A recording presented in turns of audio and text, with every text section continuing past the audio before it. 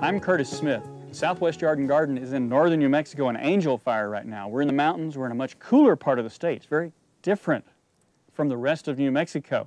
But that's both a benefit and a liability. It's a beautiful area to be. There are a lot of things here.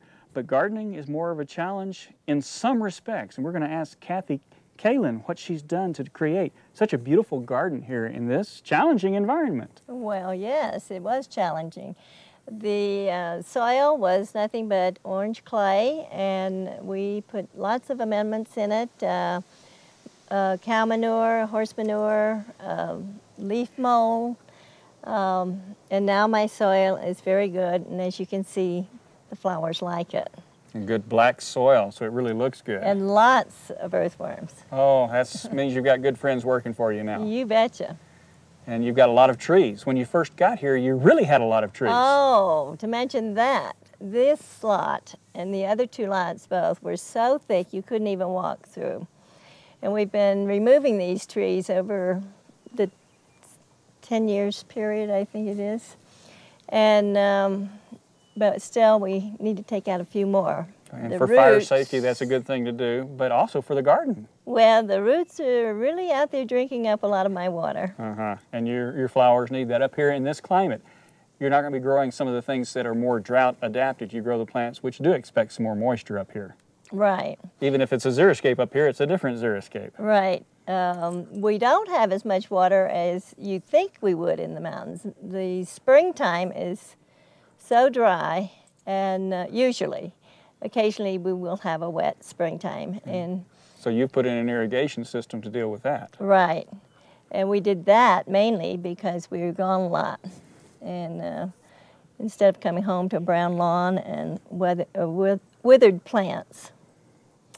Talking about the forest, we have had a few thunderstorms and lightning. I can see the big stripe down the side of the tree right now. Right, and there's a stump over here was our favorite tree. We almost built the house around it. Well, we did build the house around it. And the whole top was taken out by the lightning, so we had to cut that one down. But there's one over here behind us.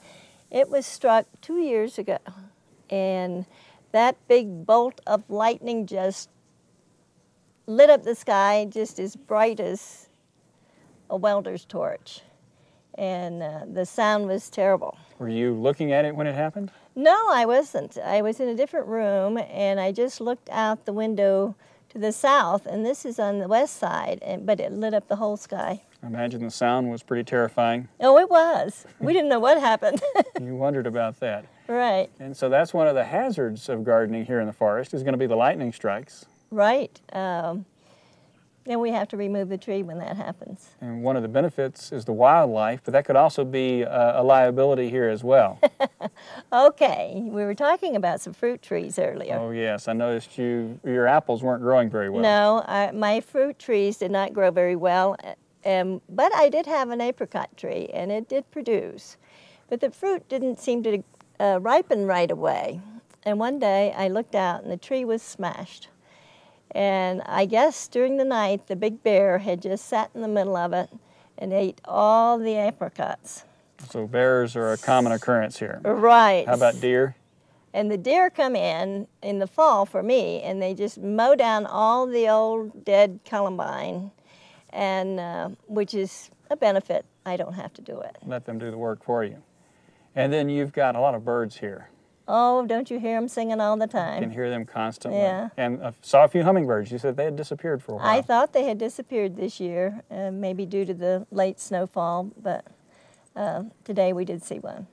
And so the hummingbirds are here, but all kinds of other birds are here. They are, and in the wintertime, the grosbeaks come through and so many other birds, but the ones that I like are the little flycatchers here. That would be interesting. Yeah. And another thing I've noticed is that up here you do have wildflowers, which are very interesting and different from what we'd see in other parts of the state. Since we have thinned out the forest, the wildflowers are beginning to come in. We have the yarrow and Penstemon, the red and the purple, a very unusual looking one that's peach that came up this year. I like that one. I like it too. Oh, and you've got a few others out here, but there's just lots of things that could come in.